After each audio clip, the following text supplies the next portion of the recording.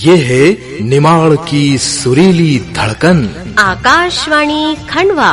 ये सिलसिला है प्यार का, ये चलता रहेगा। FM बैंड 101.2 मेगाहर्ट्ज पर हम आकाशवाणी के खंडवा केंद्र से बोल रहे हैं। लीजिए श्रोताओं, अब प्रस्तुत है एशिया महाद्वीप में अखबारी कागज के जनक केंद्रीय भारी उद्योग मंत्रालय के उपक्रम नेपा लिमिटेड के CMD श्री राकेश कुमार चोखानी से आकाशवाणी खंडवा केंद्र के कार्यक्रम प्रमुख राजेश पाठक की विशेष बातचीत।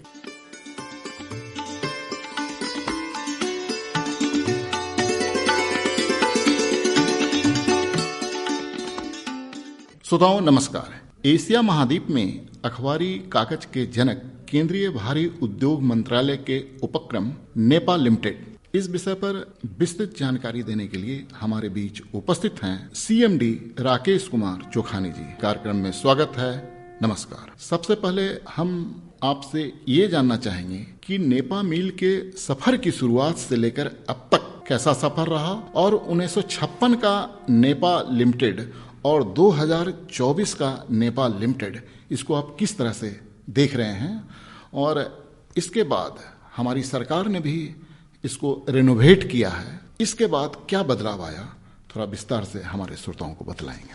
नमस्कार, बहुत बहुत धन्यवाद। हमारे नेपा मिल्स का जो सफ़र है वो बहुत ही दिलचस्प है।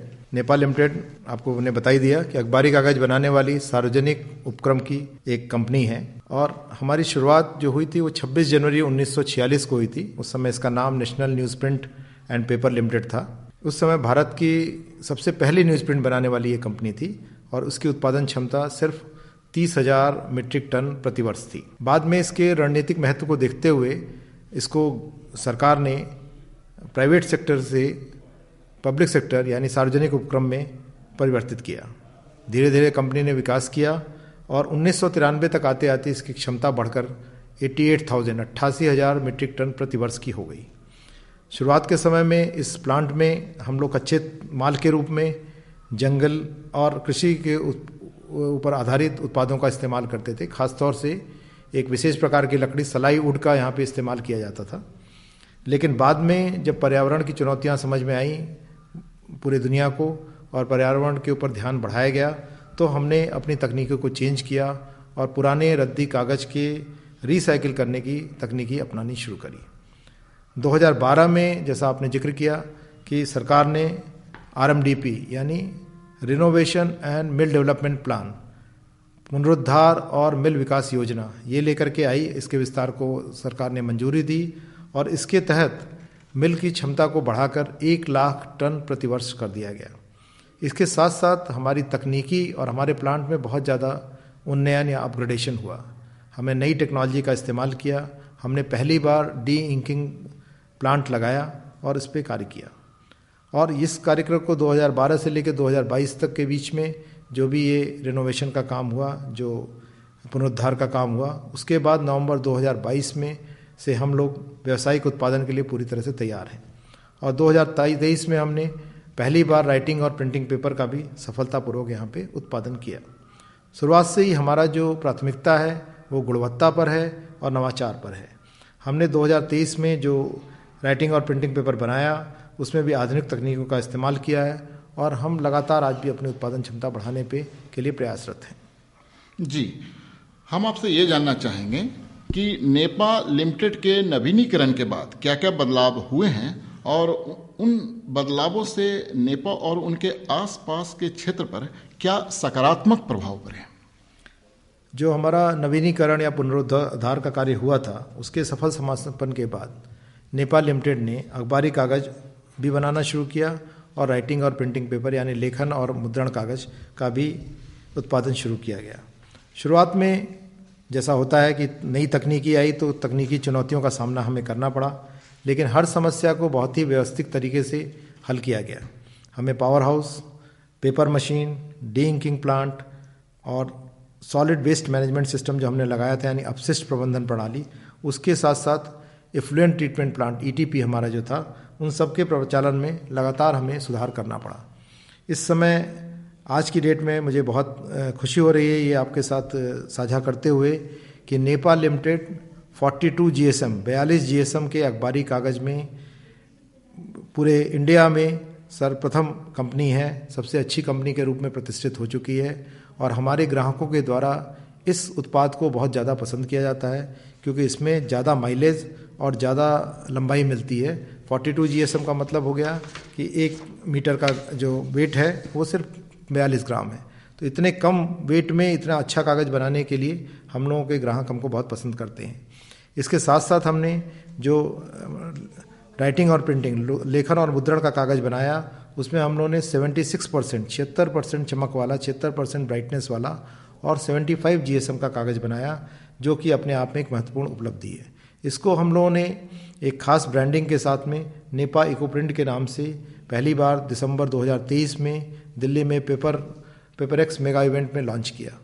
शुरुआती दिनों में हमें कुछ समस्याएं आईं क्योंकि हमारे पास कुशल और प्रशिक्षित कर्मचारी नहीं थे। हमारी जो मशीनें थीं जो हमारे पावर हाउस में हो या डिंकिंग प्लांट में हो, इन सब में बिल्कुल मॉडर्न, बिल्कुल आधुनिक हमारे PLC बेस्ड जो QCS और DCS सिस्टम है उन सिस्टम के ऊपर आधारित मशीनें लगा दी गई थीं और उन मशीनों को चलाने के लिए हमारे पास कुशल मैन पावर नहीं था, कुशल कार्मिक नहीं थे। तो हम लोगों ने कुछ बाहर से विशेषज्ञ लेकर के आए और उनसे स्थानीय लोगों को साथ साथ प्रशिक्षण दिलवाया। तो इससे स्थानीय लोगों को भी रोजगार का अवसर मिला।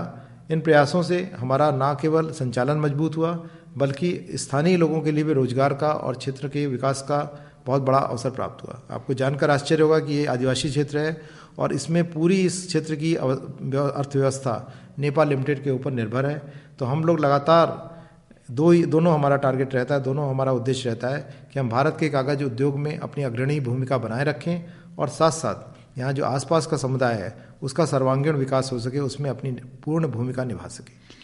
चोखानी साहब, आत्मनिर्भर भारत हमारे माननीय प्रधानमंत्री का एक सपना है और आत्मनिर्भर भारत में नेपा लिमिटेड अपने आप को कहाँ और कैसे देखता है? हमारा प्रयास हमेशा रहता है कि हम लोग प्रधानमंत्री जी का जो आत्मनिर्भर बनाने का सपना है उसके अनुरूप ही हम पेपर मार्केट में जिस फील्ड में हम लोग हैं, जिस क्षेत्र में हम लोग हैं, उस पेपर मार्केट में हम लोग आत्मनिर्भर भारत को बना सकें। इसमें हम अपनी गुणवत्ता के दम पर, जो हमारी गुणवत्ता हमने प्राप्त की है उस दम पर हम आयातित कागज़ के पूर्णतया नए विकल्प के रूप में बन पाएँ, इसका लक्ष्य लेकर चल रहे हैं और स्थानीय स्तर पर अखबारी कागज़ और अन्य श्रेणियों का उत्पादन करके हम लोग भारत को आत्मनिर्भर बनाने के लिए दूसरी कंपनियों के लिए भी एक आदर्श उदाहरण स्थापित कर चुके हैं। इसमें हमारी अगर पूर्ण क्षमता का इस्तेमाल करें तो हमारे पास 500 करोड़ तक के राजस्व को कमाने की संभावनाएं हैं। हमारी जो मशीनें हैं वो मल्टीपर्पज़ हैं, बहुउद्देशीय हैं और वो बाज़ार की जो बदलती हुई मांग है, क्योंकि ये बाज़ार जो है बहुत ही डायनेमिक, बहुत ही परिवर्तनशील है, तो इस बाज़ार की जो बदलती हुई मांगें हैं उनको पूरी तरह से उनकी रिक्वायरमेंट को, उनकी ज़रूरतों को पूरा करने के लिए सक्षम है। और इसलिए हम, चाहे वो अखबारी कागज़ हो, चाहे राइटिंग और प्रिंटिंग, लेखन और मुद्रण कागज़ हो, चाहे क्राफ्ट पेपर हो, सभी में हमारी मशीनें उसके लिए सक्षम हैं। हमारे जो उत्पाद हैं उनको लेकर के हमारे जो नियमित ग्राहक हैं उनकी प्रतिक्रियाएँ बहुत ही उत्साहजनक हैं और अभी हमने लगातार देख रहे हैं कि नए नए ग्राहक और नए नए एजेंट हमारे उत्पादों में बहुत ही रुचि दिखा रहे हैं। इसके साथ साथ हमारा जो प्रबंधन है वो सिर्फ व्यापार के संचालन पे ही नहीं बल्कि स्वास्थ्य, सुरक्षता, जल प्रबंधन, पर्यावरण, इन सब के मुद्दों पर भी पूरी तरह से जागरूक है। कंपनी स्थानीय स्तर पर जागरूकता फैलाने के लिए हर तरीके का उपाय करती है और हमारी कंपनी है, इस कंपनी में ज़्यादा से ज़्यादा महिलाओं का योगदान हो सके, इसके लिए सशक्त प्रयास कर रही है। अभी माननीय केंद्रीय उद्योग मंत्री डॉक्टर HD कुमारस्वामी जी ने हाल में घोषणा की कि भारत सरकार पुनर्निवेश पर ध्यान केंद्रित करेगी, ना कि विनिवेश पर, यानी री इन्वेस्टमेंट पर ध्यान दिया जाएगा, ना कि डिसइन्वेस्टमेंट पर।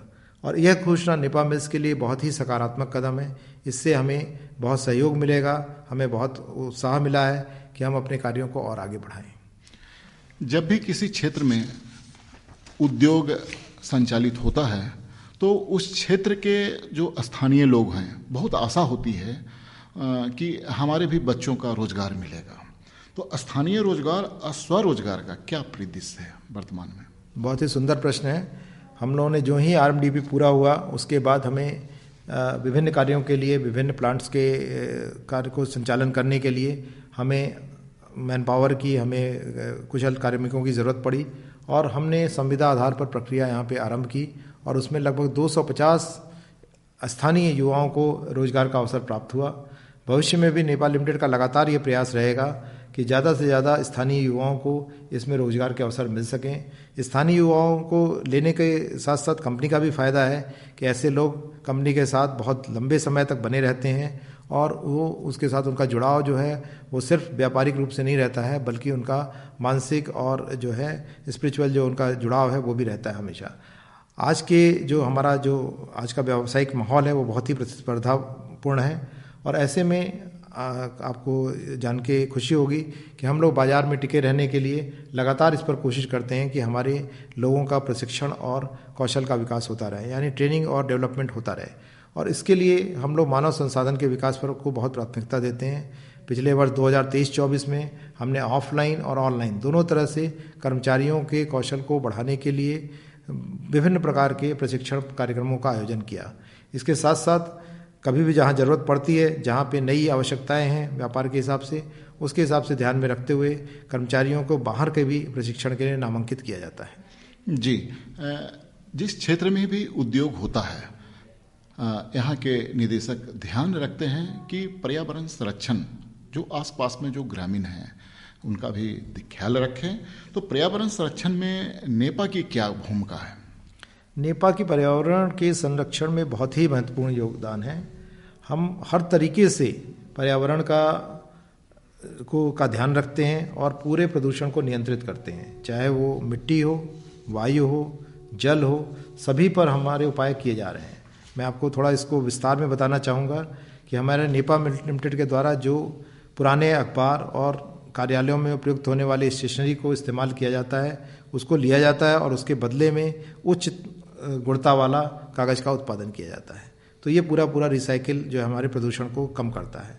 इसके साथ साथ जो हम तकनीकी इस्तेमाल कर रहे हैं वो प्रदूषण को कम करने वाली है और उसमें केमिकल्स यानी रसायनों का भी प्रयोग न्यूनतम होता है और उसमें क्लोरीन से वो मुक्त है, इसलिए यह प्रक्रिया पर्यावरण को क्षति नहीं पहुंचाती है। जहाँ तक सॉलिड वेस्ट का सवाल है यानी ठोस अपशिष्ट का सवाल है, उसमें हम लोगों ने सॉलिड वेस्ट मैनेजमेंट सिस्टम लगाया हुआ है, यानी ठोस अपशिष्ट प्रबंधन प्रणाली का उपयोग किया हुआ है। इसकी क्षमता जो है वो 140 मीट्रिक टन 140 मीट्रिक टन प्रतिदिन की है। इसमें से जो भी हमारा जो ठोस अपशिष्ट निकलता है उससे फाइबर को पुनः प्राप्त किया जाता है और उसके बाद जो बचता है जिसमें से फाइबर ख़त्म हो चुका रहता है और सिर्फ जैसा आपने पहले बताया कि प्लास्टिक या और सारी चीज़ें कागज़ के साथ आती हैं और इंक के जो स्पॉट्स बचे रहते हैं उन सब को जो सॉलिड में कन्वर्ट हो जाता है और जो फाइबर में परिवर्तित नहीं हो सकता है, फाइबर जिसमें से निकल चुका होता है, उस पूरे स्लज को, उसको हम ठोस अपशिष्ट बोलते हैं, स्लज बोलते हैं, उसको भी ले जा करके हम बॉयलर में जला लेते हैं जिससे कि हमारी कोयले की खपत में कमी आती है। तो पूरे ठोस कचरे का हमारा प्रभावी तरीके से निपटान हो जाता है। इसके बाद हम आते हैं वायु प्रदूषण पे। एयर पोल्यूशन यानी वायु प्रदूषण के लिए हमने बहुत अच्छा कार्य किया हुआ है। पावर हाउस से जो भी गैसों का इमिशन या उत्सर्जन होता है उन गैसों के लिए को नियंत्रित करने के लिए, उसमें प्रदूषण का नियंत्रण करने के लिए हमने नए 4 फील्ड इलेक्ट्रोस्टैटिक प्रिसिपिटेटर लगाए हैं। ये प्रिसिपिटेटर से जितना भी उसके अंदर SO2, NOx, CO, carbon monoxide, CO2 इस तरीके की जो भी गैसेज हैं उन सब गैसों पर नियंत्रण किया जाता है। यही नहीं, आपको जानकर खुशी होगी कि हमने 80 मीटर ऊंची चिमनी का स्थापना की है जिससे कि जो गैसेज निकलें भी इसके बाद भी, इन सारी प्रक्रिया के बाद भी जो गैस निकले वो यहाँ के आसपास के वातावरण को प्रदूषित न कर सके। हम लोगों ने यहाँ पे ऑनलाइन एमिशन कंट्रोल की एक पूरी मॉनिटरिंग सिस्टम लगाया हुआ है जिसको OCEMS बोलते हैं, online continuous emission monitoring system. ये सिस्टम बड़ा ही मॉडर्न सिस्टम है जिसमें कि लगातार वायु में से सैंपल ले करके उस पर जो पैरामीटर्स, जो मापदंड हमारे केंद्रीय प्रदूषण विभाग ने यानी सेंट्रल पोल्यूशन कंट्रोल बोर्ड ने जो डिसाइड किए हुए हैं, जो निश्चित किए हुए हैं, उनका वो मूल्यांकन करता है और उनके, हमारे यहाँ ही मेजरमेंट नहीं होता, हमारे यहाँ खाली नहीं होता, बल्कि उनके क्लाउड सर्वर पर भी लगातार हमें ये सूचना हर 15 मिनट पे भेजनी पड़ती है कि हमारे आसपास की वायु की गुणवत्ता कैसी है और उसमें हम लगातार आज तक खरे उतरे हैं। इसके अलावा जब हम जल प्रबंधन की बात करते हैं तो जल के प्रदूषण के लिए हमने एक बहुत बड़ा 12,000 क्यूबिक मीटर 12,000 घन मीटर प्रतिदिन की क्षमता वाला effluent treatment plant ETP plant लगाया हुआ है। इस प्लांट को ये पूरी अपनी क्षमता पे कार्य कर रहा है। और आपने देखा होगा अभी जब आप फैक्ट्री विजिट के लिए गए थे तो बहुत सारा पानी इसमें इस्तेमाल होता है, जिस पानी के साथ फाइबर और अन्य तरीके के प्रदूषण जाते हैं वो सारा का सारा उसमें प्रोसेस होकर के सारा का सारा सुधार होकर के फिर से वही पानी हमारे सिस्टम में हमारी मशीनरी में आता है। और हमारे प्लांट में से कोई भी हम पानी को बाहर नहीं जाने देते हैं, बार बार उसको यहीं पर सुधार करके देते हैं। तो जो सरकार की एक नीति है कि जीरो लिक्विड डिस्चार्ज ZLD, यानी कि शून्य तरल निर्वहन, प्लांट से कोई भी तरल पदार्थ कोई भी लिक्विड बाहर नहीं जाना चाहिए, उस पर हम पूरी तरह से कार्य कर रहे हैं। इस इफ्लुएंट ट्रीटमेंट प्लांट से फाइनली जो भी ठोस अपशिष्ट निकलता है, स्लज निकलता है, उस स्लज को हम लोग कार्डबोर्ड के निर्माताओं को बेच देते हैं, जिससे कि वो लोग कार्डबोर्ड में कन्वर्ट कर सकें उसको। तो इस तरह से आप देखेंगे पूरा सिस्टम एक रिसाइकिल पर निर्धारित है और हम एक भी चीज़ को वेस्ट नहीं जाने देते हैं जो कि बाहर जा कर के किसी भी तरह पर्यावरण को क्षति पहुंचा सके। तो मैं समझता हूँ कि इससे बेहतर पर्यावरण के ऊपर योगदान और नहीं हो सकता। हमने बहुत अच्छा इसमें कार्य कर रहे हैं नेपाल लिमिटेड। साथ साथ हम आसपास के क्षेत्र में जागरूकता फैलाने के लिए स्कूलों में और आसपास के क्षेत्रों में लगातार कार्यक्रम करते रहते हैं। आसपास के क्षेत्रों में वृक्षारोपण का बड़ा कार्यक्रम चालू किया जाता है और इस तरह नेपा के द्वारा पर्यावरण संरक्षण का पूरा ख्याल रखा जा रहा है। आप यहाँ आते ही आपको पता लगा होगा कि यहाँ की आबो हवा, यहाँ की हवा में प्रदूषण का बिल्कुल भी समावेश नहीं है। जी बिल्कुल, आपने सही कहा।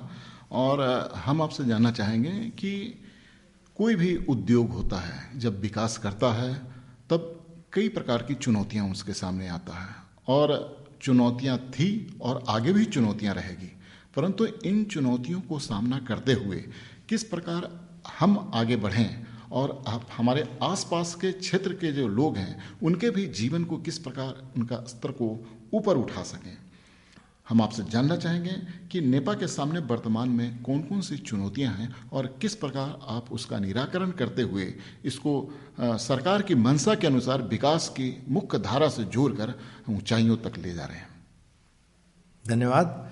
मैं चुनौती को पहली बात बता दूं कि मैं चुनौती को कभी भी चुनौती की तरह नहीं लेता। मैं चुनौती को एक अवसर की तरह लेता हूं कि यह मुझे कार्य करने का और बेहतर बनने का और अपने संयंत्र को, अपने प्लांट को और बेहतर बनाने का एक अवसर प्रदान किया है भगवान ने, परिस्थितियों ने, और उसका हमेशा इस्तेमाल करता हूँ। आज जो नेपाल लिमिटेड के सामने मुख्य समस्या है वह सिर्फ है वर्किंग कैपिटल यानी कार्यशील पूंजी की। उसकी थोड़ी कमी है जिसके साथ हम लोग जूझ रहे हैं। मैंने जब से इस संयंत्र का कार्यभार संभाला है तब से हमने जितने भी और समस्याएं थी यानी तकनीकी विश्लेषण करके और जो भी सुधार के कार्यक्रम थे उसके साथ साथ हमने पूरा का पूरा जो ध्यान केंद्रित किया वो अपव्यय को कंट्रोल करने यानी वेस्टेज को कंट्रोल करने पर किया है। और इसके साथ आपको जानकर खुशी होगी कि हमने पूरा का पूरा अपव्यय को नियंत्रित किया और जल चक्र जो हमारा जो पूरा वाटर का साइकिल था जिसके साथ फाइबर निकल करके अगर बाहर जाता है तो फाइबर हमारे लिए वेस्ट हो जाता, नुकसान हो जाता हमारा, उसमें काफ़ी सुधार लाया गया और पूरा का पूरा जल में कोई भी लीकेज जहाँ जहाँ था वो सब बंद किया गया, जिससे कि हमारे ईल्ड में बहुत ही महत्वपूर्ण सुधार हुए हैं। इसके अलावा मेरे पास BHEL का बहुत लंबा अनुभव था। इसका फ़ायदा उठाते हुए हमने अपने पावर प्लांट का ओवरहॉल किया और आपको जानकर खुशी होगी कि पहली बार हमारा 12.27 मेगावाट का जो पावर प्लांट है वह हम अपनी पूर्ण क्षमता तक ले जा सके। ये 35 सालों बाद पहली बार हुआ है। आपको ये बहुत बड़ा आश्चर्य होगा कि एक ऐतिहासिक जो है वो हमने गतिमान स्थापित किया, एक ऐतिहासिक मापदंड स्थापित किया है जिसमें 35 साल पुरानी BHEL की एक मशीन पर पूरे डिज़ाइन पैरामीटर्स हमने प्राप्त किए, उस तक ले गए। तो अब हम पूरी तरह से तैयार हैं, हमारी मशीन और हमारा पावर प्लांट पूरी तरह से तैयार है। और जहाँ तक सवाल हमारे पास फाइनेंस का है, पैसे का है, कार्यशील पूंजी का, उसके लिए हम लगातार कोशिश कर रहे हैं।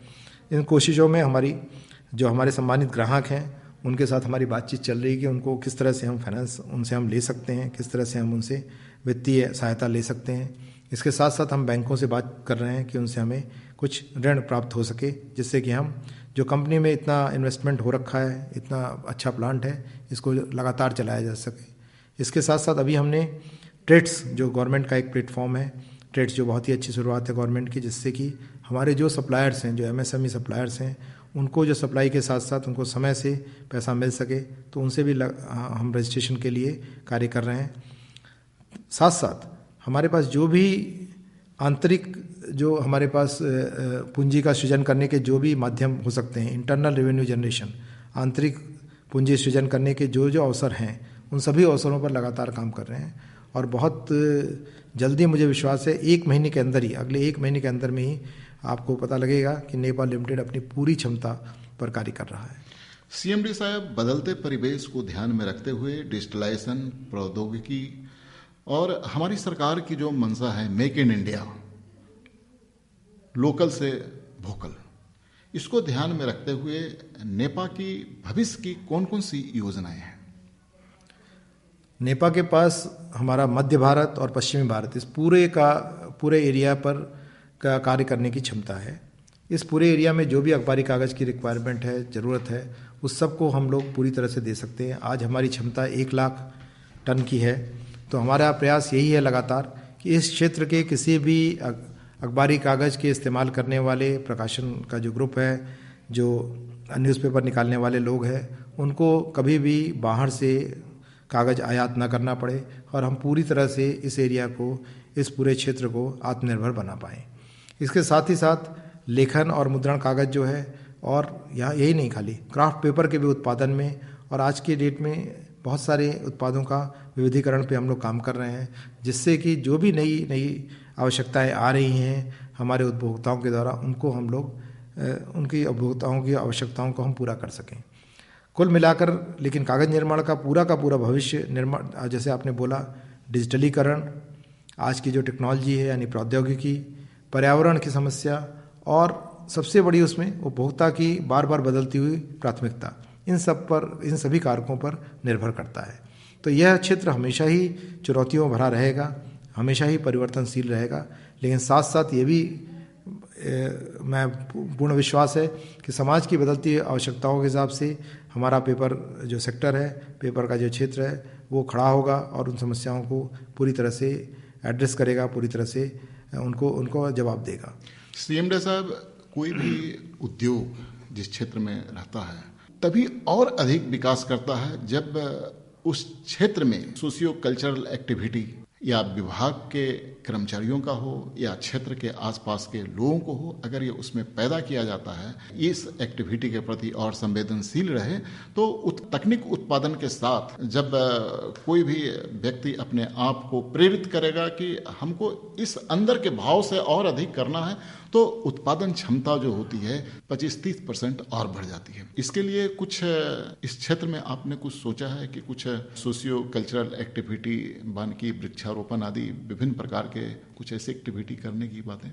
जी, बहुत ही अच्छा आपने प्रश्न उठाया है। हमारा ये जो क्षेत्र दिया गया था, ये नेपाल लिमिटेड का जो स्थापना हुई थी, वो उस समय चूँकि सलाई वुड की आवश्यकता रहती थी, इसलिए इस क्षेत्र को चुना गया था कि इस एरिया में बहुत सारा सलाई वुड पैदा होता था। आज के लेकिन अगर हम देखें तो आज बहुत सारे जो हमारे आसपास का जंगल था उसका कटान हो गया या वो सूख गया है।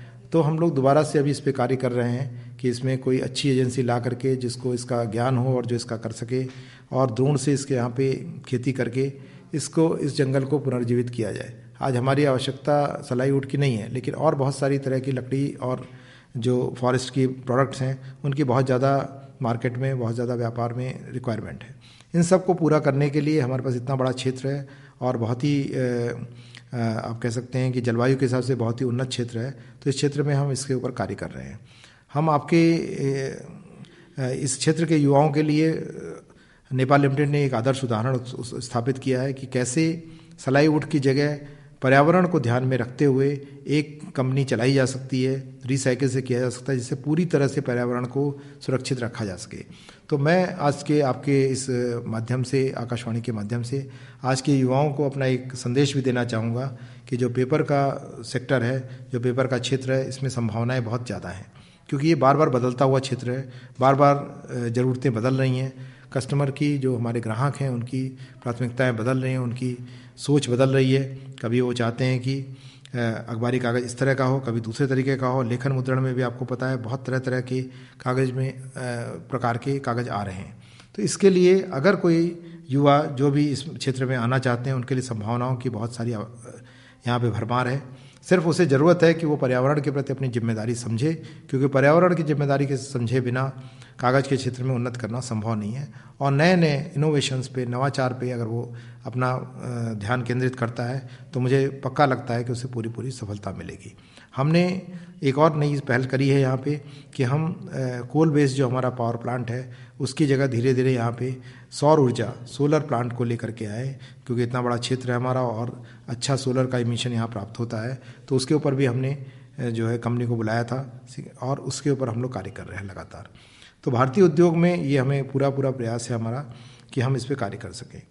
आपको पता होगा कि नेपाल लिमिटेड के द्वारा ही यहाँ पे इस क्षेत्र में पूरी तरह से जो शिक्षा है और जो स्वास्थ्य है, इन दोनों में नेपाल लिमिटेड लगभग 50 किलोमीटर के दायरे में आने वाले सभी गांव, करीब करीब 170 गांव हैं यहाँ पे, जिन गांवों के सभी लोगों की ज़रूरतें नेपाल लिमिटेड के द्वारा पूरी की जाती है। बहुत ही आप कह सकते हैं बहुत ही कम पैसों पर उनको शिक्षा भी प्रदान करी जा रही है। लगातार इसमें कोशिश है हम लोगों की कि अच्छे से अच्छे शिक्षा के अवसर उन लोगों को यहाँ प्रदान किए जा सके, और हमारा हॉस्पिटल लगातार इसके ऊपर कार्य कर रहा है कि किसी को भी जो स्वास्थ्य संबंधी परेशानी है तो उसमें सभी को ये अवसर मिल सके, ना केवल नेपाल के कर्मचारियों को बल्कि आसपास के क्षेत्र के लोगों को भी। तो इन चीज़ों पे हम लोग काम कर रहे हैं लगातार। सीएमडी साहब, हमारे माननीय प्रधानमंत्री जी का सपना है startup India, stand up India. इस क्षेत्र में, स्टार्टअप के क्षेत्र में नेपाल लिमिटेड की कुछ गतिविधियां चल रही है क्या?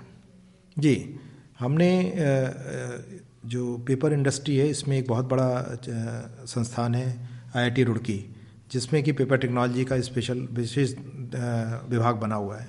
तो वहाँ पे हमने संपर्क किया हुआ है और वहाँ पे लोगों को जो भी वहाँ पे पेपर टेक्नोलॉजी में एमटेक करने वाले बच्चे हैं उनको हमने उनको अप्रोच किया था और उनको ये ऑफ़र दिया है कि जो भी स्टार्टअप के रूप में आकर के हमारे साथ कोई भी वैल्यू एडेड प्रोडक्ट, हमारा जो प्रोडक्ट बन रहा है उसको लेकर के, क्योंकि हम तो कागज़ को रील के रूप में बहुत बड़े बड़े रील के रूप में बनाते हैं, उसके बाद उसको शीट में कन्वर्ट करना, उसको और वैल्यू एडेड प्रोडक्ट बनाना, उसके लिए स्टार्टअप की बहुत सारी संभावनाएं हैं हमारे यहाँ।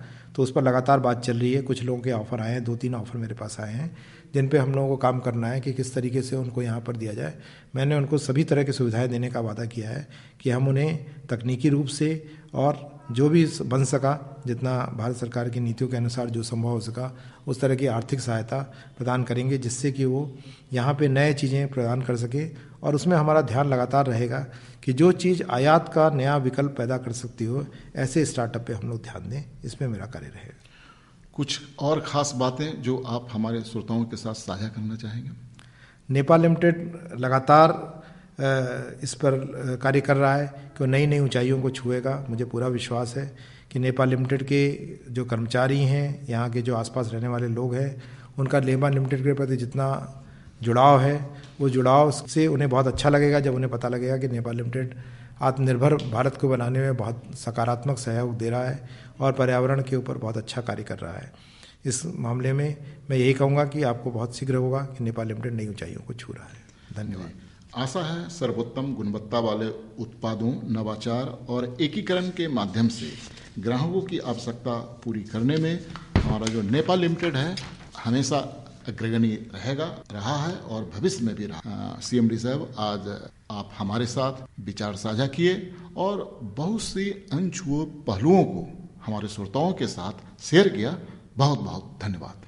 हमें भी बहुत खुशी हुई आपके साथ बात करके और हमारे श्रोताओं के साथ ये साझा करते हुए। नेपाल मिल का एक ही नारा है, बेहतर कागज और बेहतर भविष्य। भारत के लिए बेहतर कागज बनाएं और हम भारत के बेहतर भविष्य में अपना योगदान करें। नमस्कार। बहुत बहुत धन्यवाद।